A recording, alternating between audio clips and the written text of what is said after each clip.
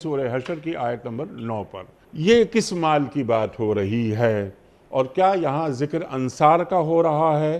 ارشاد۔ انیک سب چونکہ گزشتہ آیات میں اللہ تبارک و تعالی نے مال فے کا ذکر فرمایا ہے، جی، اس مال فے میں، مال غنیمت میں اور مال فے میں جو ایک ٹیکنیکل فرق علماء نے بیان فرمایا ہے وہ یہ ہے کہ مال فے اس مال کو کہتے ہیں کہ جو کسی طرح کی جنگ کے بغیر حاصل ہو، اور اس مال فے میں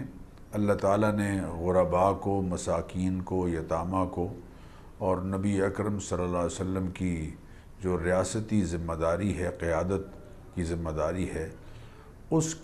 کی بنیاد پر اس کی تقسیم کو محدود کر دیا ہے۔ اور اس مال میں یقیناً جہاں مہاجر شریک ہیں وہاں انصار بھی شریک ہیں، اور چونکہ انصار ہر موقع پر ایثار اور قربانی سے